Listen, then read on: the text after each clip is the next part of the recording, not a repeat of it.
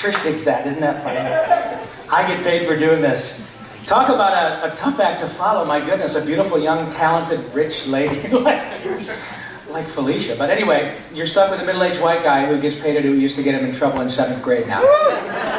So thank you very, very, very much for having me here. I'm incredibly grateful that people have paid attention for this many years.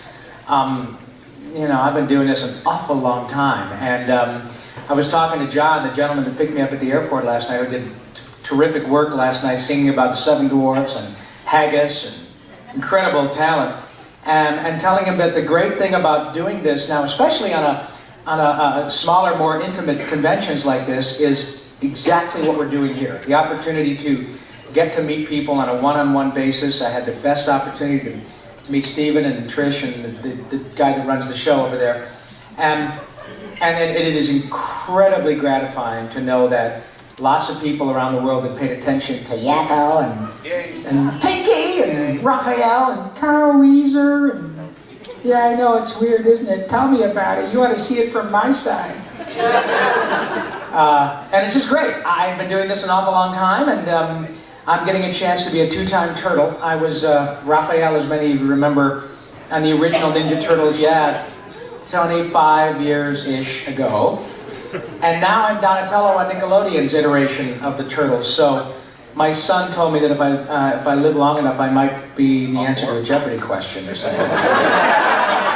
So as far as what I'm doing here today, I think probably, and you guys tell me if you'd like me to do it another way, but I'm happy to tell you a bit about myself, but I find that what people seem to really like when I do these things, and frankly, whether it's here or at Comic-Con, which I've been to, 18 times, and sometimes it's 3,000 or 4,000 people, but they all like the same thing, and that is that they like to ask questions about their favorite characters or the favorite shows that I've had the good fortune of working on, and you've been kind enough to watch. So I know I'm doing this again tomorrow, and I don't want to sort of, cut my own throat in terms of my, show or performance, but I'm really here for you guys, and I want to be able to answer any questions I can, or help you understand what the hell it is that I've done for American dollars for all these years. So, is that okay with you guys? Do you want to take the hour and just sort of do Q&A and stuff? Is that okay? Yeah! All right. Well, why don't we do that? And then if there's anything that I can answer for you, I certainly will. And this gentleman, whom I had the pleasure of meeting earlier, thank you very much. What can I do for you, sir? Question I forgot to ask then. Yeah. To start outside of the voice acting work with live action work. My daughter is a big time Rush fan. Oh, my goodness. And I just did that a few months ago, yeah. I saw you on there, and a few months before that I saw Jess Harnell on there. Yeah. Are they big Animaniacs fans? Well, how did that come about? Yes, well, kind of. What happened was the people who produced that show, Scott Fellows and Judd Spingarn, Scott Fellows used to be Butch Hartman's partner on Fairly Odd Parents. And that's why I met him. I've done a lot of Fairly Odd Parents. For those of you that watch that show, I play a couple of characters, one of which is a fan favorite named Mark Chang, who is an alien from the planet Yugopatamia who's in love with Vicky. So there you go. And then my check's clear. Can't hate that. So Scott Fellows was a producer on that show, and Judd Spingarn was a producer on Jimmy Neutron and also on Back at the Barnyard, both of which were for Nickelodeon. So these guys worked at Nick in the animation side of things, and that's where they hired Jess. And they know Jess from, because Jess is in the cartoon business and he's got more hair than anybody, so that's why he got that gig. You know what? Probably the best thing to do is to line up behind these folks here, because they're lining up at the microphone, sir. Thank you. Yes, sir. Hello again, Mr. Paulsen. Just thinking again about your podcast, and you'd mentioned the ones I listened to, that you never got a chance to meet Dawes Butler. So I was starting to think about these names from days gone by. And I don't know if you ever modeled yourself after anyone like Mr. Butler or Blank or anyone like that. Well, I tried to model myself after Brad Pitt, but that hasn't worked for me. I'm pretty much stuck with what I got. I think, I use a phrase. Billy West, whom you all probably know as a genius talent and a very, very dear friend of mine, Billy says it best, and that is that my heroes and the people whom I emulated growing up were artists. That is to say, not necessarily voice actors, not necessarily musicians, I started as a singer and then did live stage work, came out to LA ostensibly to do live action, and I did, and then segued into voice work because I was not limited by my physicality. But my heroes and the people whom I tried to pattern myself after in terms of my work choices were artists. That is, whether it was Jack Hawkins or Jack Nicholson or Peter Sellers or composers like Debussy and Mahler and Rachmaninoff and Shostakovich. I just admire people who become the best at what they do, and they all had the ability to make me laugh or cry or make me experience emotions through their talent. Same thing with artists, painter artists. When I was a kid, I was a huge fan of Mad Magazine and Don Martin and Sergio Aragonés and Jack Davis. All those guys would just make me laugh like crazy, and then I would hear 8 bars of music that would make me weep, and I couldn't understand what it was, and I'd find, that was written by Stravinsky, and I love that. So all these people, actors, actresses, artists, writers, Hunter Thompson, big fan of Hunter Thompson, so his wackiness and irony really played a big important part in the way that I would view humor. And Dawes Butler, and Mel Blanc, and June Foray. I had the pleasure of working with Mel Blanc once or twice. June I know very well. I saw her a couple weeks ago, and she was on my podcast. And when you get a chance to hang out with Rocky and Natasha, she's 95, you guys. Wow. Yeah, you'll love this. I do this podcast. You're kind enough to mention. It's called Talkin' Tunes, and TALKIN''TOONS, and it's available on iTunes or my website, which is robpaulsenlive.com, or I have an app made by my handsome, talented friend DJ McIntosh, who is right here in the audience.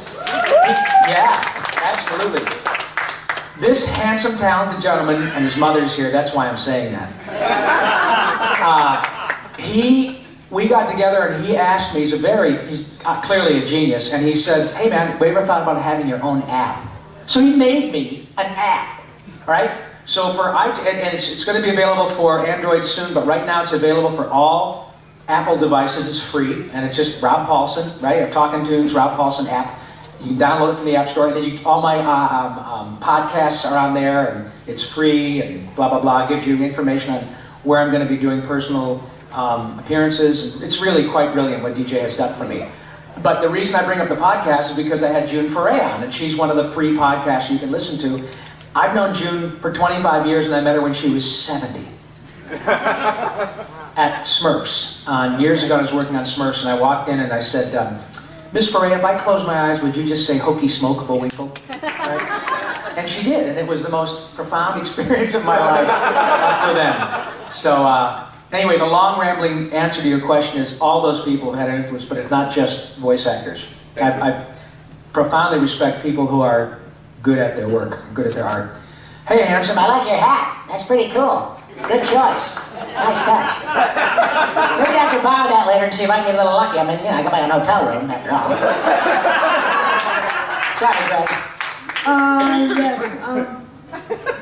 My question is, you've done a lot of voices in the past, but which one was your favorite? Oh, that's a great question. That's Greg, isn't it? Is it Greg? Yep. Hey, buddy. Yes, what's my favorite? The next one. No, my favorite, well, there's some truth to that, because as many of you know, if many of you are actors or writers or independent contractors, it's a tough gig. I take that back. People say, is it hard to do what you do? Well, hard, is pouring hot tar on the freeway in August. That's hard. The most challenging aspect of being a professional performer is my friend Dottie is with me this weekend helping me out, and she's a world-class violist. And when the thing is when you're a freelancer, it's getting the gig. Once you're doing it, it's just pure joy. It's just absolute fun. So your question about my favorite voice, there is some truth to the fact that it's the next one because it means I'm going to be working, right? In terms of the ones I've done in the past that you alluded to, it's that old adage. It's kind of picking your favorite child. I've had the good fortune of working on arguably 4 or 5 possibly iconic characters, and I understand that I'm just the Hello? There we go. Oh, now it's cutting out again. We okay? Maybe it's a signal. I don't know. Anyway. Geez, I don't need it. I can do this I've been doing it for a living. So I would have, Pinky was very, a really good one for me because it was not only a lot of fun and it makes you do that, which is laughing and putting your hand to your mouth.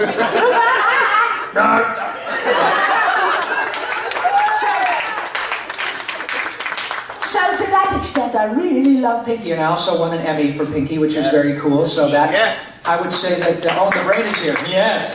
And I get to work with my friend Maurice LaMarche, and he's won his back-to-back Emmys for Futurama. So I think that Yakko and Pinky were very special ones. But God, man, I've done 2 Ninja Turtles. That's pretty cool too. So you're looking at. You probably don't know this because you're a little younger, but many of you remember a great movie with Gary Cooper years ago called Pride of the Yankees, in which he plays Lou Gehrig and says, "Many of you people think I've had a tough break. Well, I can tell you right now, I'm the luckiest man on the face of the earth." Well, with all due respect to Lou Gehrig, I think I'm the luckiest man on the face of the earth. So hopefully that answers your questions, Greg, and thank you for asking. Yes, sir. Well, you just talked about some of the iconic characters that we all know. Yeah. Do. Can you talk about how you get from the point where you're applying for a role, and how you develop the character and how you make that mesh with the production itself, how you create the characteristics of the voices? Absolutely. What is your name, sir? Tom. Tom, thank you for asking, Tom. Yeah, that's a great question. When we go to audition, I like the fact that you said apply. That's great. It's like you go and you fill out a form and say, "I'd like to be a voice actor, so if you wouldn't mind here," sure, you got the job, there you go. No, it's like any other acting job, and that is you go and audition, but luckily, in my case, I'm not limited by my visage. I'm limited by my brain, what I can bring to the party. Often, most of the time, the producers show you a 2-dimensional drawing of the character and has, in Pinky's case, he has these large buck teeth, which I, for some reason, thought might be use that to my advantage, and I don't know why I came up with an English accent, but Stephen liked it, and he was, in his infinite wisdom, decided to hire me. Like a great example of what you're talking about for me is Carl Wheezer from Jimmy Neutron, because when the character was presented to me, and he was this sort of, rotund, zaftig, kind of reticent, shy kid with an inhaler, I thought, I knew that I had a character that was sort of years ago I did called PJ from a show called Goof Troop. Oh, yeah. And PJ was like this. He was kind of also a big guy, but a little bit slow. And, "Hey, Max, what's going on?" And I had that. I really liked the placement of that character. I just thought it was a fun voice. And as a side note, often if I find something appeals to me, if it makes me laugh or makes me cry or gives me, then it's often the audience will like it too. I start to trust my own instincts the older I got. But I found I really liked that character, Tom, and so when they were showing me PJ, I just thought, well, if I take that character in that same placement and make him a little bit smaller, but maybe make him even more shy, and add lady. I don't know why, I just thought it was an interesting choice. So that when he said his L's, he sounded like Tom Brokaw saying Lech Walesa. And I always thought, well, that's kind of interesting. And as an actor, what I find, and I do a lot of private coaching now and a lot of seminars and this kind of stuff, which I really, really love. I find that the more I can make a character, and it sounds like a hackneyed actor phrase, but it's true. The more I can make a character, or the more organic quality I can give to a character, the more people seem to enjoy it. And the great thing about Carl Wheezer is when I knew that if he said any character with an L, he would say llama or lazy or a laser or whatever. That gives him a little more of a handle that makes him organic for humans, because they can relate to that affectation, not a defect, an affectation, right? And so that, in addition to the fact that the character had a roundness to him, also what happens is the animators as well, Tom, when you start to get involved in a character, the animators come back to the actors and to me many, many times say, oh, the things that you're doing, the choices you're making, the ad-libs you're thinking, when we know that there are things that characters will do that will be like a trademark, like Narf or hello nurse, or they can the animators can anticipate that, and they can start to act with their computers or their pencils to embellish what the voice actor brings to the character. So that to me is the ultimate goal, is to have the voice talent and the computer or artistic talent mesh, because that's when you get things like Bugs Bunny always says, "Man, what's up, Doc?" But the way that Chuck Jones and Bob McKimson, those guys would draw the characters when they really got into the flow of the voice, I think is what makes them iconic and wonderful today. So it is an ongoing process. The initial thing, we try to come up with as much of that as possible, because of course that's what gets us the job. But it usually is a bit of a work in progress. And even if you listen to Pinky from the original episodes to the later ones, there have been some tweaks, and often that's as a result of something that I'll do that a producer say, I think we want to go more in this direction. Yeah. Thank you, Tom. Yes, sir. Hi. Hi there. Nice to see you again. Nice to see you as well. I have 2 questions that I hope are quick, because I don't want to make these people... Oh, that's too okay. much. We're good. We got 40 minutes. We're good. All right, fantastic. Well, first one is, does it ever get any less awkward to hear your own voice coming out of the screen, out of a character? Well, it never was. It's not awkward. It's off-putting a little bit when you first do it. And you guys have all probably had an experience where you record something and you hear your voice played back to you, and because you're used to hearing it inside your head, and when it's coming at you this way, it's freaky, and the first reaction is, oh my God, do I sound like that? And the answer is yes, you do. But now I've heard myself thousands of times,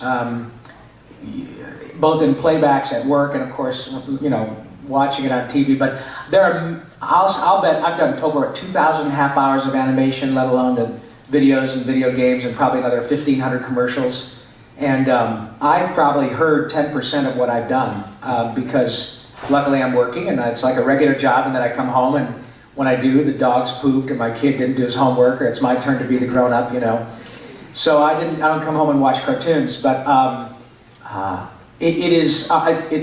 now it's interesting, and it's more of a critique thing where I'll listen to it and go, that was pretty good, or I could do that better, or if I could do this again, because I'm a much better actor now at 56 than I was at 36. And hopefully I'm not as good as I will be at 66. Paul Newman said something very interesting, that he really didn't feel like he got it as an actor until he was about 70. And that's from a guy who's, it's Paul Newman. So I am one of those people that, like a concert violist or a singer or a writer, my job, I think, is to continue to get better. Not necessarily because of the audience. I love the audience and I love doing this, but I became an actor for myself, for selfish reasons. It's because I can't not do it. It's like I get this crazy Jones from performing, and yeah, I like the feedback, and that's why I'm doing more personal things now, but certainly at the beginning, it was because it made me feel good. And then when you understand that it makes an audience respond, then it just pours gas on the fire, and you can't not do it. No, as far as hearing it, it's never been awkward. It was a little bit off-putting at first, but then it became a challenge to try to get to a place where I could do things that convinced me that it wasn't me, So when I hear something that I go, wow, that was pretty good, it didn't sound like me at all. Right. Then that's fun. But it's an interesting question. Thank you. Oh, no problem. And you got a great set of pipes, man. Thank you. Keep doing your voice work because your voice just cuts right through. Thank you. That's Thank great. you. The other question I have, I know Yeah. that you do a lot of voices, and maybe you've used all of your favorites so far, but if you have a favorite voice that hasn't found a role yet, I would love to hear it. Well, I did a character years ago for a show called Tasmania, in which, thank you, in which I played this really stupid character with John Aston, who is now teaching acting at Johns Hopkins University. He and I were 2 alligators, and I put this voice in the back of my throat like this. I've just recently begun using the same placement on a show called Tough Puppy for Nickelodeon, and I find this is a very interesting voice. I don't know why. It's sort of a cross between Alfred Hitchcock and some drunken fool, you know. I've been working on this voice with a guy who doesn't have an indoor voice. He just, for whatever reason, talks like this. Could you please whisper? I am whispering. I want to try to find a place to use this voice that is probably really inappropriate. Maybe a librarian. Something, I don't know. But I'm always working on new stuff, and I'll probably steal something from somebody I meet here, because it's like you're all like sponges, and God, that was a really cool voice. Where did that come from? But I'll be sure to let people know on my podcast and Twitter. My Twitter handle, by the way, is @YakkoPinky. Okay, YAKKOPINKY. So I'll let you know if I come up with something you haven't heard yet. Fantastic, thank you. Thanks, buddy. Hello. Hello, Mr. Paulsen. I'm laughing because I actually knew a librarian with that voice. Oh, you did? I bet they didn't work very much. Well, between them and all the other accents that were surrounding it, it was It's great stuff. great stuff. I am truly impressed. You are my platinum standard for voice acting, honey, because thank you. I do not know anyone who could do the salute to cheeses, to sing and remain in character while singing. I would like to know, in terms of technique, what kind of technique you had to bring to that to preserve your voice as you were going through that, and how many takes it took to get that down. And what is your name, my dear? Marianne. Marianne, thank you. Please call me Rob. Okay, Rob. Mr. Paulsen is my father. He's unfortunately passed away, but I still am trying to hang on to Rob. Rob, I saw you. Thank you. No, Marianne, the cheese song was, as you probably know, was to the tune of the Washington Post March by John Philip Sousa. So to that extent, it wasn't a hard song to learn, because I'd heard those songs my whole life. Or no, it was not. It was Semper Fidelis, not Washington. It was a da-da-ba-da-ba, yeah, that's Semper Fidelis. Okay. And the fellow that wrote the lyrics in that case, Randy Rogel, wrote most of the big hits for Animaniacs, but that one was written by Paul Rugg, who was one of the writers/producers on Animaniacs, and also played this recurring character on Animaniacs, who was the director, Mr. Director. All the puppy children with the fine raven. That was, you bet. That was Paul Rugg, and he and John McCann wrote those lyrics, who are the brilliant people I know in LA and still dear friends of mine. And so he just put in a couple, I'll sing you a couple of bars. It was, "Oh, all the cheese deliciously made for you and me." I'm a little bit worn out. Let me go down an octave so I can sing it for you, because I've been talking all day. "Oh, well, the cheese is deliciously made for you and me, flavors like provolone and brie, each with its own ethnicity. So many cheeses are available all around the world for you to eat, especially good with crackers and meat. A nice every treat, thousands of cheeses. The texture of some can be real gooey, others are quite firm and chewy. Some are better when they're dewy, bountiful cheeses. When you take a big whiff, a few will make you want to spew, especially strong is the cheese on the do. A real stickeroo, it's incredible just how many kinds there are, from countries near and far. It's really quite bizarre. Now in the mouths of cheeses, big and small, we proudly present to you the cheese roll call. Right? That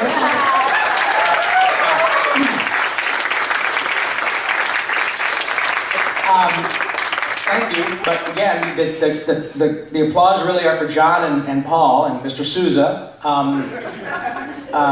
And in terms of the technique, it was just, it happened to be, I've been a singer longer than anything, which is one of the reasons I got the job on Animaniacs, and that I could sing in Pinky's voice. When I do it, and I have done it live, I did it live with the Kentucky Symphony Orchestra a couple of years ago, with a big screen, the cartoon was on the back, and 45 pieces, and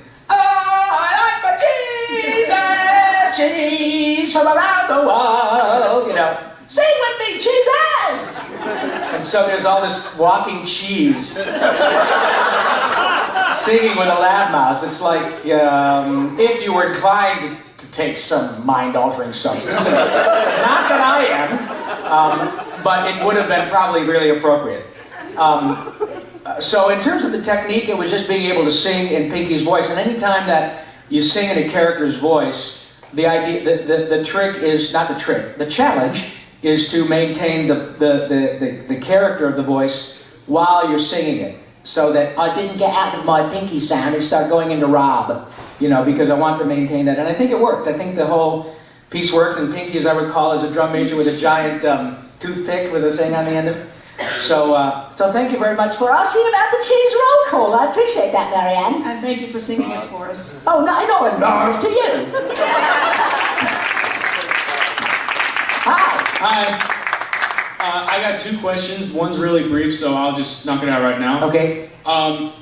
Is there any chance you could ever get Townsend and Coleman on your podcast? Well, I had him on with the other Turtles. Right. Yeah, and I probably will get him on again. Yes, there is a chance. One of the things that I found about the podcast is that it took off and became much more successful than I'd ever imagined, because I just did it as a labor of love, thinking, wow, there are a lot of people that might like to hear from Billy West and DiMaggio and Maurice and, Tara Strong and April Winchell, all of whom are good friends of mine, including Townsend. And so we did an original Turtles thing with Townsend and Barry and Cam and me and Renee Jacobs, who's April O'Neil, and Susan Blue, who's our director.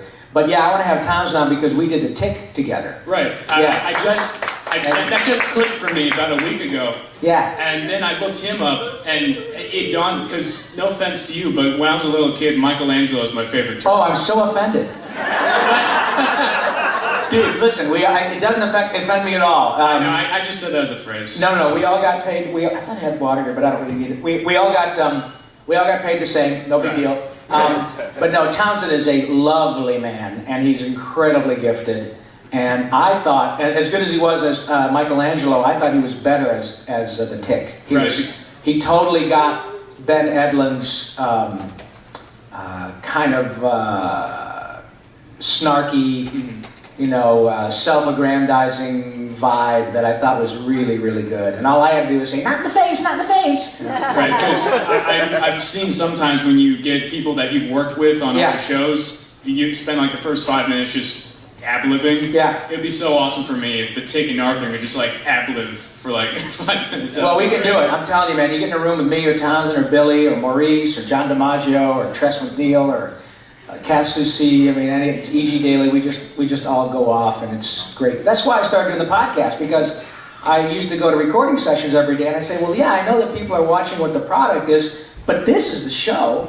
This is what people would love to see, because you've got all these incredible talents just going off, and often it's not for public consumption because it gets a little bit dicey,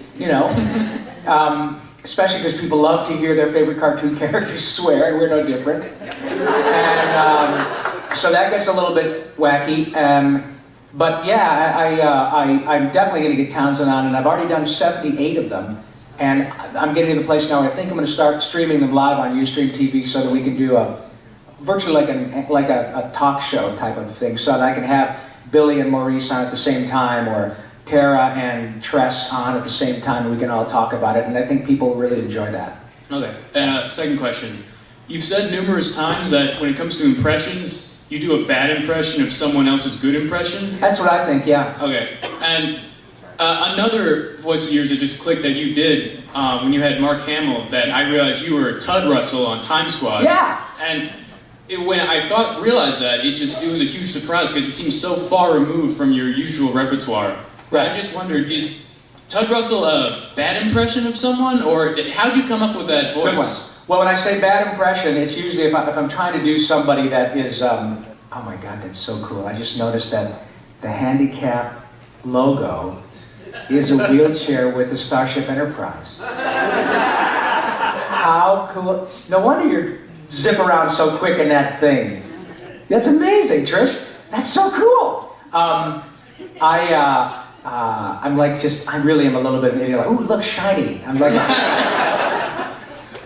so when I say a bad impression, it's like I do this character on Ben 10, who is Magister Patelladay, and when they asked me to do it, they said, you know, you do Don Knotts. I said, well, I kind of do a bad impression of Jeff Bennett's perfect impression of Don Knotts. And it's okay, and it turned out to be fine for the show, but Jeff Bennett is channeling Don Knotts. I mean, it's perfect. So that's what I mean. It's not that oh, thank you.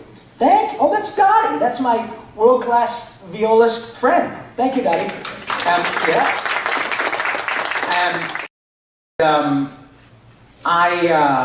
So when I say that, it's that I know that there are so many world-class, I mean, guys that make money doing impressions. Brad Garrett, Maurice, Welker, you know, all these guys are really great impressions. Corey Burton, really, really, really great at it. And they get paid for it. I'm not that. I'm an actor and I'm good at my job, but I can come up with the essences and characters and voices to make them work for a different character. But as far as Tug Russell goes, he was basically me just ripping things off from my brother-in-law, who's a captain of the Sheriff's Department in Shelby, North Carolina. Oh, I'm from North Carolina. Oh, are you whereabouts, man? Wilmington. Wilmington, shoot, man, I know exactly where that is. My brother-in-law still lives in Shelby, and my wife's from Shelby. And when I steal things from him, I mean, that's exactly how that boy talks, you know? I think you know what I'm saying. Yeah. Yeah, man, he's just as thick, you can cut it with a knife, man. I tell you what, it's the damn truth. That fella, he just talks about them boys out yonder and this and that and other thing, and man, I'm gonna beat you like a rented mule, and don't you think I can't do it neither, and that kind of stuff. And so I took that from him, and I put that in Buck Tug Russell. But I put it down here like this, and I knew that I couldn't do it for a long time, because if I start yelling, it'll just tear me up, something fierce, right? So what they did, Dave Wasson, the producer, this is a great example for many actors, if you've got some folks here, is that because there are so many cool technical things they could do, they could take me doing, you know, Officer Tug Russell like this, and wait a minute, your name is Eli Whitney, cotton gin? Hell, I drink gin, but I don't put no cotton in it or nothing. You know? But they can take it and turn it down so that it sounds real ballsy, and you say, it can't be Rob Paulsen. And I listen to it and go, that's really cool. And so I'm not the only one that, you know, they can tweak the voice on, and that's nice to know, because then it doesn't limit. Actors, when we do what we do, we don't want to be limited by this, right? The whole idea is being fearless, as Billy West says. You don't want to be limited by your physicality. So when you're able to get by that, and you know that it's all about the performance and the character choices, like any other acting job, and that technically, if they say, wow, your character choices are really cool, and you're very interesting, we love what you're doing ad-lib-wise, we love what you're doing with the script, you don't sound as big as we'd like, screw it, we can fix that. You know, and it's a nice place to be, because I'm never going to be 6'8" and 285. So, but thank you, that was a really good show. I really love that show, and it was Mark Hamill and myself and Pammy Adlon, who's also been on the podcast, and she's a pistol, man. She's just great. Thank you. All right, thanks, Ed. My pleasure. Hi. Hi. I have to say that when I heard you were coming, it's like, okay, I have to book it now. Piggy will be here. Jack will be here. Yes, yes, yes. Please don't tell me this is the greatest moment of your life. It's up there. Well, okay. In the top 100, maybe? Yeah. Okay. But if this is the top part of your life, sweetheart, you got to aim a lot higher. It's pretty damn cool, though. Okay. Well, thank you. Listen, it's not as cool as it is for me. I'm really enjoying being here. Okay. One of my favorite shows of yours was Biker Mice from Mars. Oh yeah. And, yeah, Throttle. There were 2 other series made of it after the 90s. We didn't see it here in America. Where are they? Well, what is your name, ma'am? Liz. Liz, thank you, Liz. Well, we did 2 iterations of the show, and the main cast was in both of them. It was myself, Dorian Harewood, Ian Ziering, and Brad Garrett was in the first batch. I think Jess Harnell played his part in the second batch, because he was off doing Raymond. And I do believe that the 2 iterations aired on Fox or in syndication. Yeah. And then there was, IMDb has something about Biker Mice from Mars 2013. I haven't heard anything about it. I don't know anything about it. I talked to Ian Ziering a couple months ago, and he hadn't heard anything about it. So maybe they're doing it. Sometimes, I don't own the property, so they can maybe do it in England or Canada or wherever. But it's interesting, out of all the shows I've done, that was the one my wife liked the best, because she dug this kind of Clint Eastwood vibe. Yeah. But trust me, it doesn't work saying, I'm sorry, I forgot Valentine's Day. Doesn't work. What's that? Flowers in the lobby. Yes, exactly. Flowers in the lobby. Come to the lobby. But no, that was a really fun show, because I got to do something that I don't ordinarily do, because so many of the characters are, you know, like Yak or Pinky or, you know, Dr. Scratch and Sniff, and a little more, more in my sort of wheelhouse, you know. Mighty Max was pretty much my voice. Raphael, not too dissimilar. So when I get hired for something like Buck Tudrow, so like yes, or you know, let's rock and ride, you know, that kind of thing was pretty cool. I dig that, and it helps to, you know, when the people call from bill collectors. Say, hi, Mr. Paulsen, please. Who the hell wants to know? He's not here. He's out beating bill collectors up. But thank you for, and you know, honest to God, sweetie, if it comes back or if there's another iteration of the show, you will probably know it as soon as I do. Okay. Because I don't have any control over any of that. But I wish I did, because so many people ask, when is this going to happen? When is that going to happen? I had people for 2 years asking me, when is the last volume of Animaniacs going to come out? And I had no idea. Now it's out. And so it just came out, I think, 2 weeks ago. But thank you for asking, Liz. Thank you for answering. My pleasure. Hi. Hi, I'm Michael. Hi, Mike. Well, I have 2 quick questions to ask you. Okay. The first one is, I noticed the other day on Facebook, I saw this photo of the original Ninja Turtles cast, and what I noticed was it had a few kids in the recording studio. Yeah. Now, how did those kids get involved into that studio, and their reaction, and any other scenarios involving kids and their reactions? To Turtles? Yeah, or anything else if they got invited to something else. Well, And I have a second question. Too. okay, great. Will you stay right there? I promise not to miss the second one. The first question, honestly, I don't remember who the children were. They probably won a contest. We had a lot of that. We did a lot of Make-A-Wish stuff. I have been involved with children's charities for years because I just love the opportunity to do it, and it doesn't last forever. So when I'm doing something that children and or their parents are interested in, I love to be involved. It's also selfish. I get way more out of it than the kids do. So in that case, that's probably what happened, as I recall. Mind you, that was anywhere between 20 and 25 years ago. So there's a lot of water under that bridge. But the reaction to kids, and even nowadays, grown-up kids, which is, as I spoke about at the beginning of my little chat fest here, is that the most wonderful thing is, a great example is when, you know, Trish and her family came over and I started doing this, they do that. They just do that. It's just the greatest thing in the world. All I have to do is walk in and go, no, la, la, la, la, la. Or, turtle power! You know, I mean, people, they do all of that. I mean, how lucky am I to be able to have that response? So, I would probably guess their reaction was just like young Greg, who was here a bit ago. He's still back there with his Yakko hat on. When, you know, Greg came to the autograph table, it was great, because the more excited he and his mom get, the more excited I get. Because it's like pouring gas on a fire. It's like, oh, you like that? Wait till you see this. You know?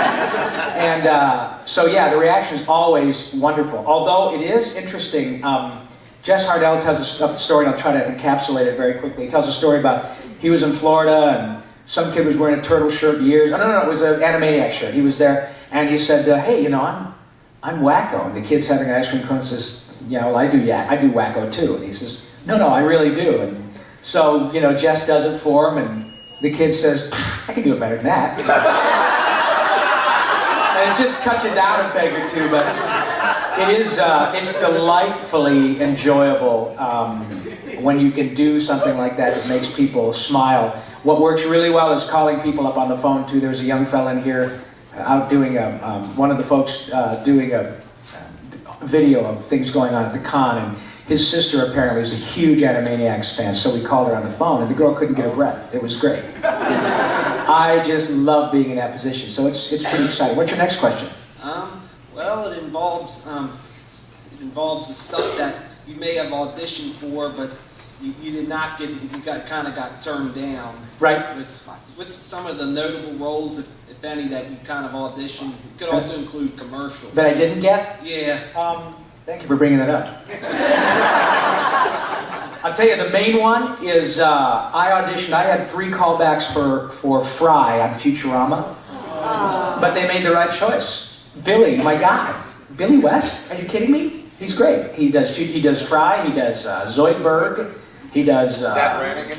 Yeah, Zach Brannigan. You know, and then Maurice is on the show. And Maurice does Cliff Croker and Morbo and oh my God, come on. So they made totally the right choice.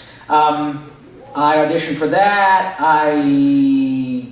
Let's see. I've auditioned for, it's hard to remember because if I've done a couple thousand jobs if I've done TV commercials work, I've done, I don't know, getting close to 4,000 different jobs over the last 25 years or so in LA. That means I've auditioned for probably 8,000. So I don't remember everything. When you come really close on something, it's a drag, but then you try to forget about it because but then you're constantly reminded when you see it on TV all the time. So I don't remember specifically, but the biggest one that I almost got was Fry, and I wish I'd have gotten it because it's certainly been around for a long time. It turned out to be a really wonderful show. But hopefully there are a couple others because I'm not done yet. I got to keep working. Thank you very much for your question, Mike. Yes, ma'am. Hi. Hi. I gotta say, I grew up watching your shows. Love Pinky and the Brain. Thank and you. Turtles. Thank and, you. All of them. Anyway, I gotta say that I love them so much that I actually have Yakko's World song on my iPod. You do? I do. And I was wondering how hard it was to get all those countries out and how long you had to practice for that. I know it's similar to the last question, but just all the countries. Well, United States, Canada, Mexico, Panama, Haiti, Jamaica, Peru, Republic, Dominican, Cuba, Caribbean, Grenada, Salvador, too, Puerto Rico, Colombia, Venezuela, Honduras, Guyana, and still Guatemala, Bolivia, then Argentina, and Ecuador, Chile, Brazil, Costa Rica, Belize, Nicaragua, Bermuda, Bahamas, Tobago, San Juan, Paraguay, Uruguay, Suriname, and French Guiana, Barbados, and Guam, Norway, and Sweden, and Iceland, and Finland, and Germany, now one piece, Switzerland, Austria, Czechoslovakia, Italy, Turkey, and Greece, Poland, Romania, Scotland, Albania, Ireland, Russia, Oman, Bulgaria, Saudi Arabia, Hungary, Cyprus, Iraq, and Iran. There's Syria, Lebanon, Israel, Jordan, both Yemen, Kuwait, and Bahrain. The Netherlands, Luxembourg, Belgium, and Portugal, France, and Denmark, and Spain. India, Pakistan, Burma, Afghanistan, Thailand, Nepal, and Bhutan. Cambodia, Malaysia, then Bangladesh, Asia, and China, Korea, Japan. Mongolia, Laos, and Tibet, Indonesia, the Philippine Islands, Taiwan. Sri Lanka, New Guinea, Sumatra, New Zealand, then Borneo and Vietnam, too. Niger, Morocco, Uganda, Angola, Zimbabwe, Djibouti, Botswana, Mozambique, Zambia, Swaziland, Gambia, Guinea, Algeria, Ghana. But wait, there's more. Burundi, Lesotho, and Malawi, Togo, the Spanish Sahara is gone. Niger, Nigeria, Chad, and Liberia, Egypt, Benin, Gabon, Tanzania, Somalia, Kenya, and Mali, Sierra Leone, and Algeria, Dahomey, Namibia, Senegal, Libya, Cameroon, Congo, Zaire, Ethiopia, Guinea-Bissau, Madagascar, Rwanda, Mayo, and Cayman, Hong Kong, Abu Dhabi, Qatar, Yugoslavia, Kuwait, Mauritania, Albania, Monaco, Liechtenstein, Malta, and Palestine, Fiji, Australia, Sudan.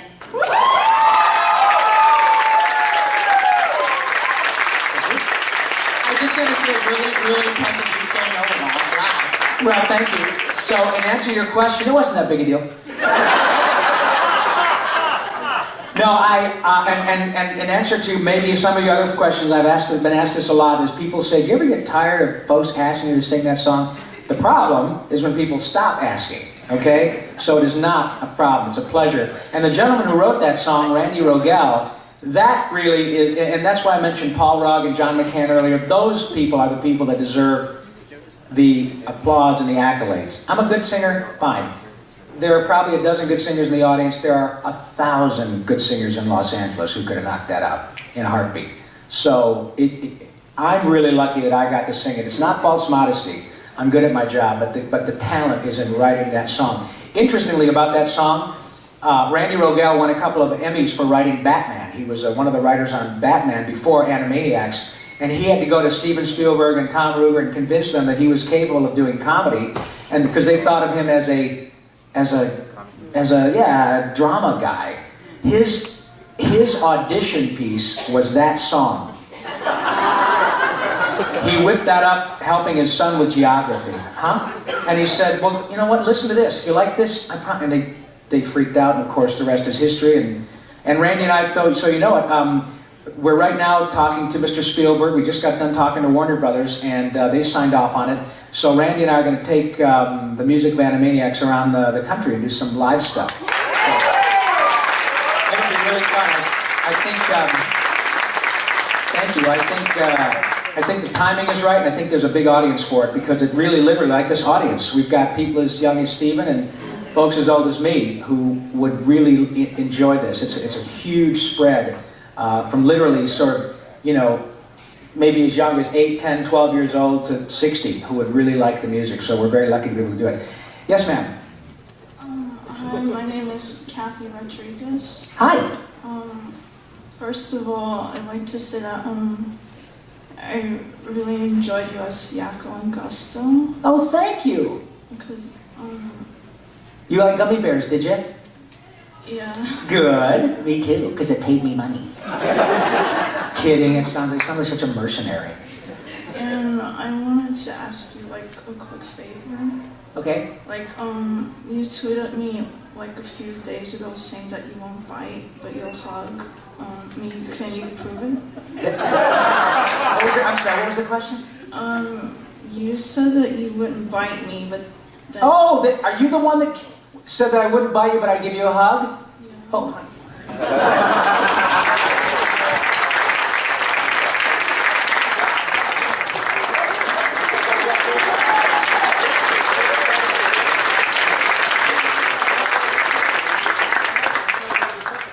that's why I love my gig.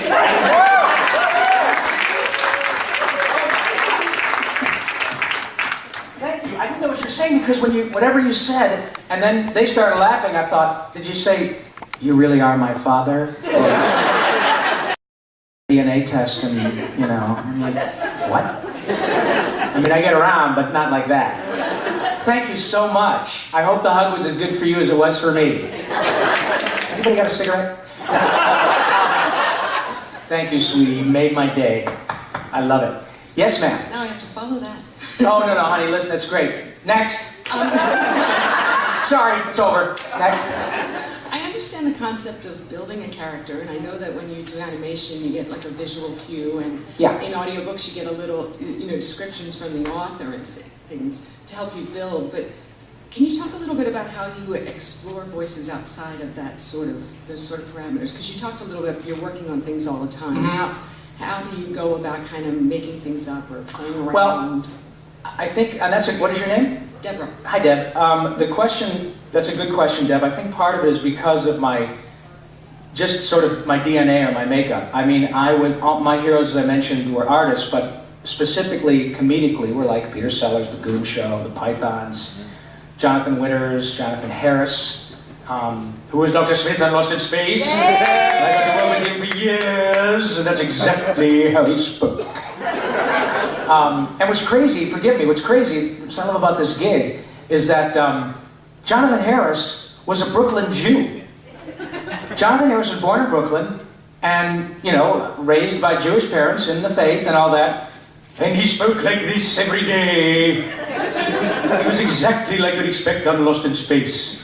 And I thought, I love the fact that somebody can be that affected outside of what their upbringing is. So that's a good example of me. I mean, I was born, you know, I'm a middle-aged white guy with a traditional mom and dad background from Flint, Michigan, born in Detroit, raised in Flint, just south of Flint.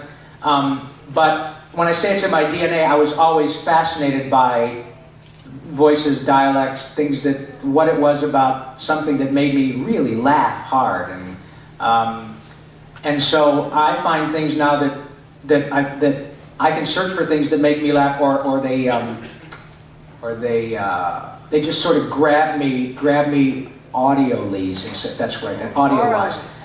Orally, A-U-R-A, yeah. Well, for instance, I've been working for years working on a South African accent. It's a very difficult one to do. It's a cross between the Dutch from the Transvaal and also very hard sounding sort of things that can very easily slip into an Australian sound, which is totally different. But it's very strange to have that sort of South African dialect that I've been working on for years. And I don't do it that often, but if I have the time, I can tweak it. I I do a Scottish character called Bobble in all the Tinkerbell movies, who's a fairy, and I'm very comfortable with that. I do that when I go to work at Disney. Hi, I'm Bobble. I'll be your Tinker Fairy for the day. Not afraid to hug a man. But in terms of where I come up with that stuff, it's just being a sponge. It's just being open. I remember when I was a kid, I used to watch Green Acres. You know, Zsa Zsa Gabor is doing her thing, and the one that really got me was Pat Buttram, because his real speaking voice was like this. That's how he spoke in real life. So I met him years ago at the LA studios, and I've been ripping his voice off for years. And I saw him, he's probably 85 at the time. And he was sitting there in the studio, and I said, Mr. Buttram, I'm such a fan, and it's a pleasure to meet you. And I gotta tell you, man, I've stolen your voice on more than one. He said, that's all right, son, I ain't using it much no more. And so I had to, because now Pat Buttram was a vaudevillian. I used to work with Gene Autry, and you guys maybe don't remember him, but you know, that's how he talked in real life. So that was something I could, and because of that affectation, it's, you know, it's doing getting the southern thing ain't no big deal, and then throwing that little crack in there is just so interesting, and that of course is part of what made him well known, was the way he talked. And I asked him, I said, God, you know, it's just a pleasure to meet you. How are you doing? And forgive me, but I got to tell you this, without missing a beat, he says, man, I'm great. I just met me a $5 hooker who validates. Isn't that great? Hey, that was right nice, honey. Would you punch my ticket so I can get the truck out of the garage? So yeah, the truth is that because I'm not encumbered by being a grown-up, I mean, I pay my taxes, I'm a grown-up and all that, but because I'm not encumbered by, I'm worried about how people think of me or whatever. I mean, I don't go walking around in, you know, this grocery store making goofy noises, but I hear them and I try them, I do them in my car. I'm always looking and searching for new stuff, and that really is what it's about, I think, is just being aware of your surroundings and hearing stuff and going, ooh, that's interesting, where did that come from? And it's just something that I like to do. And as far as developing the characters, once I find something, as I say, that makes me happy or sad or whatever, I just sort of go deeper into that. And I think that's what all actors do, you know. So what I would say is just, you know, swing for the fences and try everything. When you're doing voice work, the whole idea is not to be encumbered by what you think is embarrassing. Oh my God, am I done? Oh, I got a big red sign that said stop, so I guess do I have time for one more question? Yeah. Okay. Let me do one more question. I'm sorry, at least we'll have gotten to Greg anyway. But no, that's right. Greg already asked one. You haven't asked a question yet, sir. Oh, okay. Sorry, Greg. You can talk to me outside. I'll ask you another question. Okay. Yes, real quick, because by the way, didn't you do the guitar? Were you playing last night? Weren't you? Yeah, I did. You did the? Did you do the one about the? Harry Potter. Yeah, it was great, man. Yeah. Nice work. Thank you. That's kind of one of my first things that I wanted to mention real quick. You followed me on Twitter before I followed you. I don't know how you followed me, but yeah, I was like, holy crap, Rob Paulsen is following me on Twitter. I know, and I'm such a big star. Obviously, the fact that Rob Paulsen follows you on Twitter and $3 will get you a latte, my friend. That's exactly true, but still, best latte I've ever had in my life, because it has that story prefacing it. You have always been a voice work hero of mine. I want to do voice work, but I kind of have a little bit of a list, and it's kind of a limiting thing for me, at least mentally. Mm-hmm. But my actual question is, you're one of the only people to be on both casts of Teenage Mutant Ninja Turtles. How about that? Playing two different characters. And what's it like to be, you know, from the original crew and on the new crew and playing a different character than the one you played originally? Do you find yourself like, you know, not really giving tips per se, but like suggestions on characterization for Raphael now that you're playing Donatello? Listen, the people that Sean Astin is now Raphael, and he's just fine. He doesn't need me to tell him what to do. And by the way, they are very deferential. Both he and Greg Sipes and Jason have all been really wonderful to me. But to get another shot at this franchise, no pun intended, an evergreen franchise like Turtles, is astonishing. I never thought that I would catch lightning in a bottle twice. And to be a two-time turtle is astonishing. What's really fun now about the new show is that the people who are producing it are folks who grew up as fans of the original. So they get the ethos, the mythology, and the biggest compliment I get is when people like your age or a little older say, dude, I didn't want to like this show, and I freaking love it. Absolutely. It's a really good effort. But I am very, very fortunate, and for many reasons, not the least of which is being able to be here with you people. And I really, really thank you so much for having me. You make me feel very important. Have a great time, and I'll see you around. Cowabunga!